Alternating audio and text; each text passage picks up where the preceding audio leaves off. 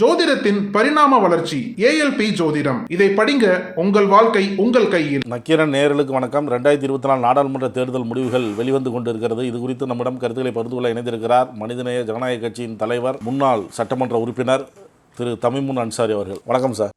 வாழ்த்துக்கள். தேர்தல் முடிவுகளை எப்படி பார்க்குறீங்க? கடந்த 2 நாட்களுக்கு முழு எக்ஸிட் போல்லாம் வெளியாச்சு. அது பரபரப்பாக பேசப்பட்டது. இன்று காலையிலிருந்து முதல்ல தபால் வாக்குகள் எண்ணப்பட்டது. அதுக்கப்புறம் தொகுதி வாரியாக முன்னிலை நிலவரங்கள் வந்து கொண்டு இருக்கிறது. இதை எப்படி பார்க்குறீங்க? கருத்து கணிப்போர் என்ற பெயரில் மோடி ஆதரவு ஊடகங்கள் மோடியுடைய எண்ணங்களை திணிப்புகளாக செய்தன என்பதுதான் எங்களுடைய குற்றச்சாட்டாக இருந்தது. எங்களுடைய குற்றச்சாட்டை உண்மைப்படுத்தும் விதமாகத்தான் இன்றைய தேர்தல் முடிவுகள் அதனை ஒட்டி வந்து கொண்டிருக்கிறது. அதாவது அமித்ஷா அவர்களும் மோடி அவர்களும் நாங்கள் 400 இடங்களிலே வெல்வோம் என்று ஆணவத்தோடு பேசி வந்தார். அதை உறுதிப்படுத்தும் விதமாகத்தான் 350க்கும் 380க்கும் இடையிலான இடங்களை இவர்கள் பெறுவார்கள் என்று வட இந்திய ஊடகங்கள் கூறுகின்றன. தென்னிந்திய ஊடகங்களிலே ஜனநாயகம் இருக்கிறது, வட இந்திய ஊடகங்களிலே ஜனநாயகம் செத்து பல வருடங்களாகிவிடும். இந்த நிலையில் அந்த வட இந்திய போலி ஊடகங்களுடைய கருத்து திணிப்புகளை எல்லாம் தவிடுபடியாக்கும் வகையில இந்தியா கூட்டணி ஒரு நல்ல முன்னேற்றத்தை சந்தித்திருக்கிறது.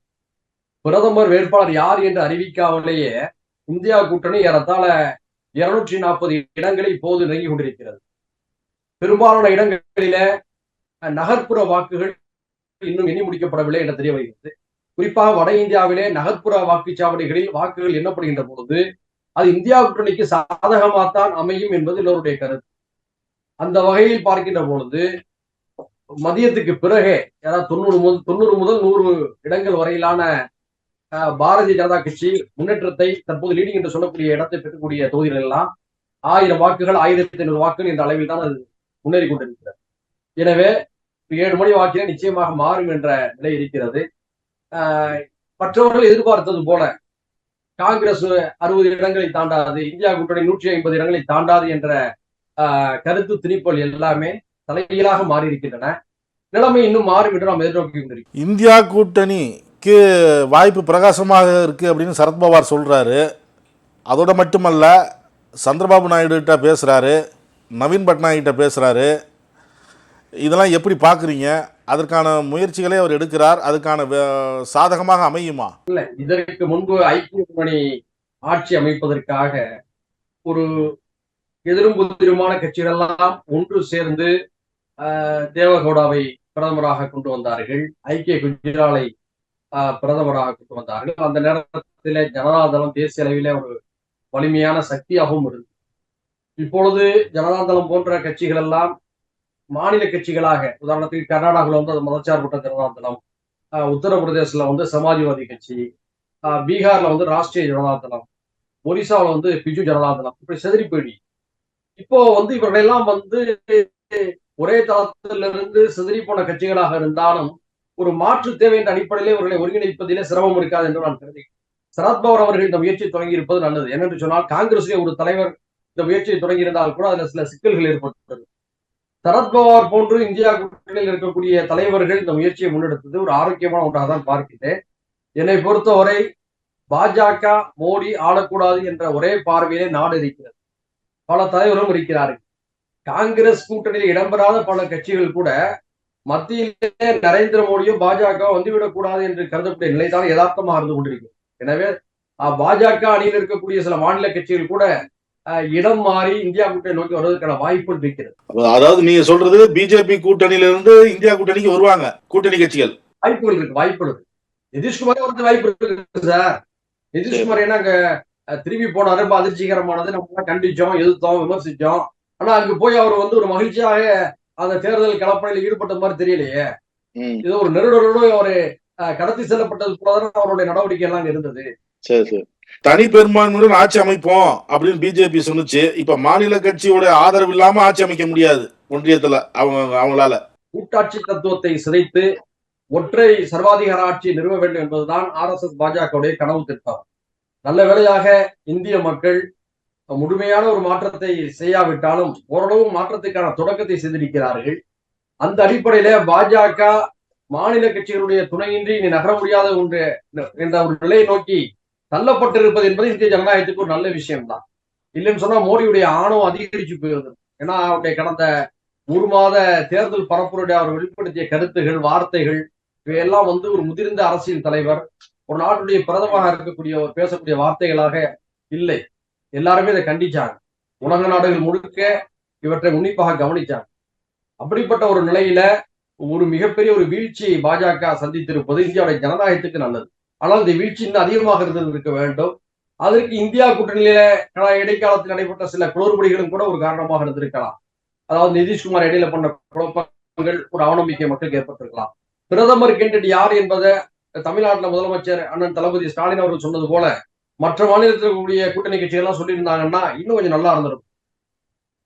அதனால கூட கொஞ்சம் பின்னடைவு லேசா இந்தியா கூட்டணி சந்திச்சிருந்திருக்கலாம். இருந்தாலும் இவற்றையெல்லாம் நிவர்த்தி செய்து இந்தியா கூட்டணி ஆட்சி அதிகாரத்தை நோக்கி நகர்வேட ஒரு நம்பிக்கை நமக்கு எல்லாம் ஏற்பட்டு. மோடியை மட்டும் பிரதானப்படுத்தி அந்த பிஜேபி பிரச்சாரம்லாம் மேற்கொண்டாங்க. மோடி தான் இப்போ ஒரு பிம்பமா கட்டமைச்சாங்க. இப்போ வாரணாசிலேயே வாக்கு குறைந்த அளவில் தான் அவர் பெற்றிருக்கிறார் அப்படிலாம் செய்தி வருது. இப்போ அவங்க நிர்ணயித்த அந்த 400 அந்த இலக்கம் குறைஞ்சு போச்சு. மாநில கட்சி ஆதரவு இருந்தால் தான் ஒன்றியத்தில் ஆட்சி அமைக்கக்கூடிய நிலைமை வரும் அப்படிங்கிற மாதிரிலாம் வந்துருச்சு. இப்போ பிஜேபிக்குள்ள மோடியை மாற்றணும், அதாவது ஆட்சி அமைக்கிற மாதிரி இருந்தா மோடி வரக்கூடாது அப்படிங்கிற குரல் எழுமா? அது பாரதிய ஜனதா கட்சியுடைய உயர்பட்ட அவர்களை பின்னால் இருந்து இயக்கக்கூடிய RSS வழிகாட்டும். அவற்றையெல்லாம் உடனடியாக நம்ம போய் சொல்லிவிட முடியாது. இன்று இரவு நாளை காலை நடக்கக்கூடிய நிகழ்வுகளுக்கு தான் அது தீர்க்கமாக நம்ம பேச முடியும். ஆனால் பாஜகவிற்குள் ஒரு புகைச்சல் இருந்தது என்பதை நம்மை போன்றவர்கள் உணர முடிந்தது. நிதின் கட்கரி போன்றவர்கள் ஓரம் கட்டப்படுகிறார்கள். உத்தரப்பிரதேச முதலமைச்சர் ஆதித்யா போன்றவர்கள் ஓரம் கட்டப்படுகிறார்கள். ஏற்கனவே பிரவீன் தொக்கடியா போன்ற விஸ்வ இந்து பரிஷத்தை சேர்ந்த பல தலைவர்கள் மோடியினால் ஓரம் கட்டப்பட்டார்கள். அதே போன்று அரசியல் ரீதியாக களத்தில் இருப்பவர்கள் ஓரம் கட்டப்படுகிறார் என்ற குமரல் பாஜகவுடைய மேல்மட்டத்தில் இருந்தது. RSS அந்த அதிருப்தி இருந்ததாக நான் கேள்விப்பட்டேன். பார்ப்போம் அவர்களுக்குள்ள இத்தகைய முடிவுகள் எடுக்காங்கிறதை இரவு நாளை காலை தெரிய வரும். அப்போ இந்த கேள்விக்கு நம்ம முழுமையா பதில். தேர்தல் சமயத்துல பரபரப்பா பேசப்பட்டது டெல்லி கெஜ்ரிவால் கைது, டெல்லியில அவங்க கூட்டணி காங்கிரஸ் கூட வச்சது, இது எல்லாம் இப்ப கைது பண்ணி அதுக்கப்புறம் ஜாமீன்ல பிரச்சாரத்துக்காக ஜாமீன்ல விட்டாங்க. அதுக்கப்புறம் திருப்பி போயிட்டாரு. அங்க கெஜ்ரிவாலுக்கும் காங்கிரஸுக்கும் ஆதரவான நிலை வரும் அப்படின்னு எதிர்பார்த்தப்ப டெல்லியில மீண்டும் பாஜக வந்திருக்கு. இது எப்படி பாக்குறீங்க? அதாவது டெல்லி இங்க ஏற்பட்ட இந்தியா கூட்டணிக்கு ஒரு ஆச்சரியமான ஒன்றாக வந்திருக்கு. நமக்கும் அது ஆச்சரியமா தான் இருந்துச்சு. அதே சமயத்துல டெல்லியுடைய வரலாற்றை தெரிந்தவர்களுக்கு சில விஷயங்களை நீங்க அனலைஸ் பண்ணி பார்க்கணும். டெல்லியில டெல்லி ஒரு குடியேறிகளுடைய மாநிலம். பூர்வ குடிகள்னு சொன்னா அது கம்மி தான். மிக முக்கியமாக ஒரு வரலாற்று சம்பவத்தை சொல்ல போனா, இந்தியா பாகிஸ்தான் பிரிவினைக்கு பிறகு பாகிஸ்தானிலிருந்து அகதிகளாக வந்தவர்கள் டெல்லியில குடியேறி தலைமுறையாக வசித்து வருகிறார். அவர்களுக்கு எப்போதுமே RSS அனுசரணையாக இருந்திருக்கிறது. இது ஒரு வரலாற்று பூர்வமான ஒரு உண்மை. அந்த மக்கள் நிறைந்த ஒரு மாநிலமாக டெல்லி இருக்கிறது. அவர்கள் இடைக்காலத்துல கெஜ்ரிவால் அவர்களை அதிகமாக கொண்டாடினார். இப்போ அவங்க மத்தியில என்ன மனமாற்றம் ஏற்பட்டிருக்குன்னு நான் யூகிக்கிறேன்னு சொன்னோம்னா, நாடாளுமன்றத்துக்கு மோடி, சட்டமன்றத்துக்கு கெஜ்ரிவால் அடிப்படையில் அவர் முடிவெடுத்து வாக்களித்திருக்கிறார்களோ என்ற ஒரு யூகம் எனக்கு இருக்கு. ஆனால் அரவிந்த் கெஜ்ரிவாலுடைய அந்த ஆம் ஆத்மி கட்சி முற்றிலுமாக எல்லா தொகுதிகளிலும் டெல்லியில தோற்கும் என்று நான் எதிர்பார்க்கிறேன். இன்னொரு இடம் பரபரப்பா பேசப்பட்டது ஒடிசா. பூரி ஜெகநாதர் கோயிலுடைய பொக்கிஷம் சாவியே தமிழ்நாட்டில் தான் இருக்கு அப்படின்லாம் பேசினாங்க. அதுக்கு எதிர்வினைகள்லாம் நிறைய வந்துச்சு. பாஜக பல மாநிலங்கள்ல மதவாதத்தை கையில் எடுத்துச்சு. ஒரிசாவுல இனவாதத்தை கையில் எடுத்துச்சு. அதாவது தமிழர் என்ற இனத்தை குற்றவாளி கூண்டில நிறுத்தி ஒரிசா மக்களுடைய வாக்குகளை அறுவடை செய்து அவருடைய நோக்கமா இருந்தது. இப்ப ஒடிசாவில் அந்த 24 ஆண்டுகளுக்கு பிறகு அங்க ஒரு நவீன் பட்நாயக்கு ஒரு பின்னடைவு வந்திருக்கு. அதை எப்படி பாக்குறீங்க? அது அதாவது நீண்ட காலம் அவர் தொடர்ச்சியாக ஆட்சியில் இருந்ததனால் ஏற்பட்ட ஒரு ஒரு மாற்று பார்வையாக கூட இந்த முடிவுகள் இருக்கலாம். அதே நேரத்துல அந்த பிஜேபி அணுகிய விதம் அருவருப்பானது. அதாவது பாண்டியன்கிற ஒரு தமிழர் அங்க ஆதிக்கம் செலுத்தலாமா, ஒரு தமிழர் ஒரிசாவை ஆளலாமான்னு கேட்டார். ஏன் ஒரு குஜராத் இந்தியா வாழும்போது ஒரு தமிழர் ஒரிசா வாழக்கூடாதா? இவங்க தான் தேசிய ஒற்றுமையை பத்தி பேசுறாங்க, ஒருமைப்பட்ட பத்தி பேசுறாங்க, தேசியத்தை பத்தி பேசுறாங்க, ஒரே நாடுங்கிற கொள்கையை பத்தி பேசுறாங்க. இவங்க தான். ஆனா இவங்க என்ன செஞ்சாங்க? ஒரு தமிழர் அங்க வில்லனா சித்தரிச்சாங்க. அதே மாதிரியாக நம்முடைய இந்து சமுதாய மக்கள் வணங்கக்கூடிய அந்த பூரி ஜெகநாதர் ஆலயத்துடைய சாவி காணா பிடிச்சு அது தமிழ்நாட்டை கொண்டு போயிட்டான்னு சொல்லி தமிழர்களை திருவர்களா சித்தரிச்சாங்க. இப்படிப்பட்ட தமிழர்களுக்கு எதிரான ஒரு போக்கை, திராவிடர்களுக்கு எதிரான ஒரு போக்கை ஒரிசாவில் விதைத்து பாஜக அறுவடை செய்திருக்கு. வாக்குகள். இப்ப அவங்க பிரச்சாரம் ஈடுபட்டு இருக்கு அங்க ஒடிசாவை பொறுத்த வரைக்கும். ஆமா, அப்படிதான் முடிவுகளை பார்க்கும்போது அப்படிதான் தெரியுது. இன்னொன்னு தமிழ்நாடு அதிமுக எடப்பாடி பழனிசாமி அதிமுக கையில் எடுத்ததுல இருந்து இது வந்து 10வது தோல்வி அப்படி ஒரு விமர்சனம் வருது. அதிமுகவில் இந்த தேர்தல் முடிவுக்கு அப்புறம் சில மாற்றங்கள் நிகழும் அப்படிலாம் சொல்றாங்க. அது எப்படி பாக்குறீங்க? அதிமுக ஏற்கனவே நீங்க கூட்டணியில் இருந்தீங்க. எல்லாரும் எல்லா கூட்டணியிலும் இருப்பாங்க. தேர்தல் சூழல்களுக்கு ஏற்ப அணி மாறுவாங்க. இது ஜனநாயகம் இல்லையா? இப்போ இந்த சூழல்ல வந்து அதிமுகவை அழித்து விட்டு அந்த இடத்துக்கு பாஜக வர துடிக்கிறது. கழகங்கள் இல்லாத தமிழ்நாடு, கவலைகள் இல்லாத தமிழ்நாடு என்பதுதான் பாஜகவுடைய இலக்கு. முதல்ல அதிமுகவை அழிக்கணும், அதுக்கப்புறம் திமுக அழிக்கணும். மொத்த திராவிட இயக்க அரசியலையும் அழித்து முடிச்சுட்டு அவர்கள் வந்து அந்த இடத்துல அமருங்கிறது அவங்களுடைய செயல் திட்டம். அந்த அடிப்படையில் அவங்க அதிமுகவை பலகீனப்படுத்த நினைச்சாங்க. ஆனா வந்து திராவிட முன்னேற்ற கழகம் தளபதி அண்ணன் ஸ்டாலின் அவர்கள் தலைமையில தமிழ்நாட்டில் 39 தொகுதிகளிலேயே வெற்றி பெற்றது. இதுக்கு 2வது இடத்துல ஓரிரு தொகுதிகளை தவிர அதிமுக அந்த இடத்துல வந்திருக்கு. ஒரு வகையில நாங்க வந்து அதிமுகவை களத்தில் எதிர்க்கிறோம். ஆனால் 2வது இடத்துக்கு ஒரு வட இந்திய கட்சி வராமல் ஒரு திராவிட கட்சி வந்திருப்பது வந்து எங்களுக்கு வந்து ஒரு ஆறுதல். கிட்டத்தட்ட 10 தொகுதியில பாஜக வந்திருக்கு சார். கிட்டத்தட்ட 10 தொகுதியில 2வது இடத்துல வந்திருக்கு. ரிசல்ட் முழுமையா வரட்டும். அப்படி இருந்தாலும் இது குறித்து அதிமுக தலைமை தான் கவலையோடு எதிர்நோக்கணும். ஏன்னா அவங்களுடைய எதிர்காலம் இதில் அடங்கி இருக்கு. அதிமுகவை அழித்து விட்டு அந்த இடத்துல உட்கார வேண்டும் என்ற பாஜகவுடைய சதிக்கு அதிமுக பலியாகி விடக்கூடாது. அதாவது இன்னும் அவங்க வந்து திராவிட இயக்க அரசியலை நல்லா பேசணும், உறுதியான கொள்கை நிலைப்பாடுகள் எடுக்கணும். அப்பதான் தமிழ்நாட்டு மக்கள் நம்புவாங்க.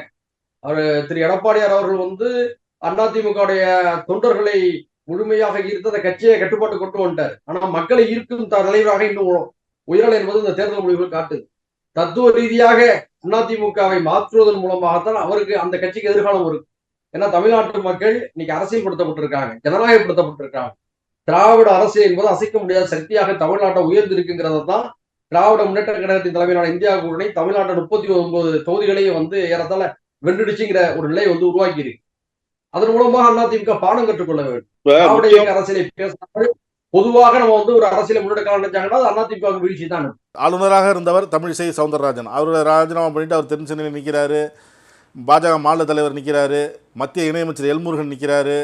இப்போ முன்னாள் மத்திய இணையமைச்சர் பொன் ராதாகிருஷ்ணன், நயினார் நாகேந்திரன், இப்படி முக்கியமான தலைவர்களை களமிறக்கியும் ஒரு தொகுதியில் கூட பாஜக வரல.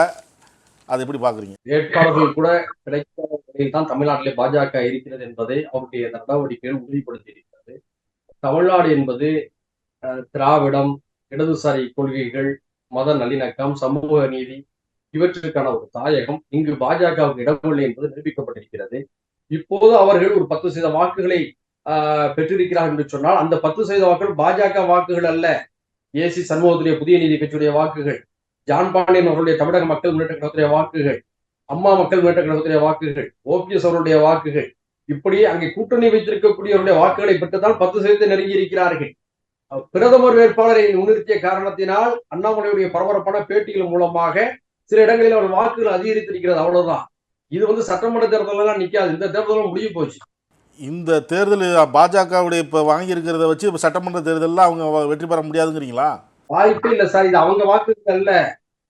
அதாவது பிரதமர் கேண்டிடேட்டை முன்னிறுத்தனால கொஞ்சம் வாக்குகள் கிடைச்சிருக்கு, அவ்வளவுதான். மற்றபடியாக நான் ஏற்கனவே சொன்னது போன்று ஒரு டிடிவி தினகரன் அண்ணன், ஒரு ஓபிஎஸ் அண்ணன், ஜான் பாண்டி அண்ணன், ஏசி சண்முக அண்ணன், இவர்களெல்லாம் சேர்ந்து பெற்றுக் கொடுத்த வாக்குகள் தான் அந்த 10%.